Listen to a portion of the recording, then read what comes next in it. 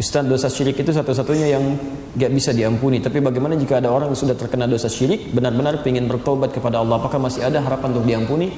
Teman-teman, yang dimaksud tidak diampuni itu ketika sudah dia meninggal, ya, ketika nyawanya sudah di kerongkongan. Innallaha la yaghfiru ay yushraka bihi wa yaghfiru ma duna dzalika liman yasha. Allah tidak akan mengampuni dosa syirik. Maksudnya dalam keadaan dia syirik itu dibawa sampai dia mau meninggal, dia nggak taubat. Tapi kalau antum masih dalam posisi hidup, sadar dengan itu, mau kembali, masih peluang diterima oleh Allah dosa syirik itu untuk diampuni sebelum dia kembali pada Allah Subhanahu wa taala. Bukankah banyak orang musyrik di masa Nabi? Banyak orang musyrik, menyembah patung-patung dan sebagainya. Kemudian mereka bertobat, kembali kepada Allah. Bahkan di antara mereka ada yang masuk surga tanpa hisab. Ketika ditinggalkan semuanya, bertakwa kepada Allah, hasuna islamu, membela Nabi, kerjakan tuntunan sunnah, Masya Allah. Dan peluangnya digugurkan semua dosanya, masuk dalam kebaikan-kebaikan dengan izin Allah Subhanahu wa taala. Ya, siapa yang tingkatkan takwanya kepada Allah, maka Allah akan hapuskan dosa-dosa dalam kehidupannya. Quran surah ke-8 ayat 29. Syirikkah saya? Dulu saya percaya dengan hal-hal mistis. Contoh, tali hitam dililitkan di tangan, dililitkan di pinggang, bisa menghalau makhluk jahat. Apakah jika saya bertaubat Allah akan mengampuni saya? Innallaha la yaghfiru ay yushraka bihi. Allah tak mengampunkan dosa syirik. Wa yaghfiru ma duna dzalika liman yasha. Selain syirik diampunkan Allah. Jadi gimana orang yang pernah syirik, Pak Ustaz, kalau tak diampunkan Allah? Ini perlu diluruskan pemahaman. Ada sahabat namanya Abu Dzar Al-Ghifari. Abu Dzar Al-Ghifari menyembah berhala, namanya Naham. Nama berhala ini Naham. Lata, Uzza, Manat, Hubal, Jibti, Taghut, Naham. Dibawanya lah susu ke berhala Naham tadi. Naham, kubawakan kau susu kambing pagi ini, Naham. Setelah dia berdoa, datang anjing. Datang anjing, diminumnya susu tadi habis. Setelah habis, diangkatnya kaki sebelah, dikencinginya Naham. Berpikirlah Abu Dzar, sedangkan susu dia pun diminum, tak bisa dia menolak. Habis itu kena kencing pula, ngapain dia aku sembah? Akhirnya dia pun masuk Islam. Nah, pertanyaannya, pernahkah Abu Dzar Al-Ghifari syirik?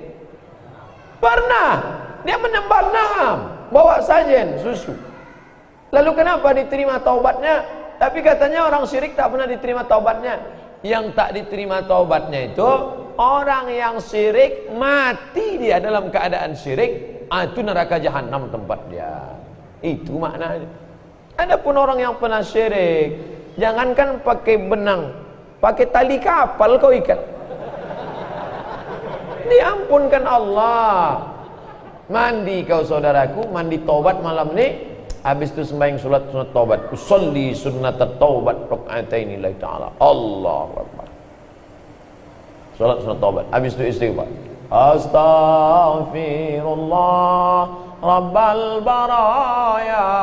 Astaghfirullah minal khataya. Astaghfirullah, aku minta ampun kepada Allah. Rabbal baraya, Rabb, Tuhan semesta alam. Astaghfirullah, minta ampun aku ya Allah, minal khataya, dari segala silap salah dan dosaku, maka Allah mengampuni. At-taibu minadz dzambi kama la dzambalah. Orang yang tobat dari segala dosa sama macam tak berdosa. Syarat tobat 3. An-nadamu fil qalbi, menyesal dalam hati. Wal iqraru bil lisani. Astaghfirullah, astaghfirullah. Wal itmaru alla ya'uda ilaihi abadan. Tekad kuat tidak akan kembali untuk selamanya. Mudah-mudahan kita semua termasuk minat tawwabin, orang-orang yang bertaubat.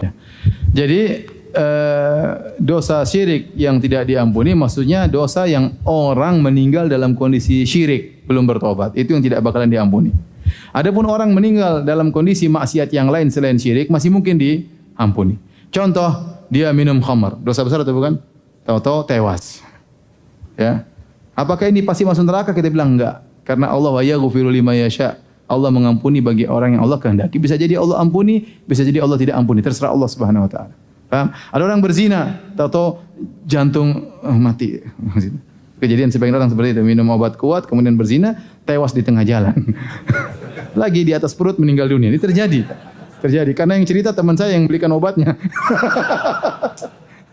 Kejadian ya. Contoh, ini berarti dia, apakah kita bilang dia pasti masuk neraka? Jawabannya belum tentu. Karena itu bukan syirik. Selama dosa itu bukan syirik, kalau dia meninggal belum bertobat, maka masih di bawah tahta masyiatillah, di bawah kehendak Allah. Insya'a adzabahu, kalau Allah berkehendak Allah adzab, wa insya'a ghafara lahu, kalau berkehendak Allah mengampuninya. Ya, paham semua. Seperti orang mati bunuh diri. Bunuh diri bukan syirik. Apakah dia bilang pasti masuk neraka? Jawabannya kita enggak tahu. Beda halnya tatkala seorang meninggal mulai syirik, lagi nyembelih kambing buat sedekah laut misalnya, ya syirik ya. Lagi pergi ke dukun tahu-tahu tewas misalnya ya.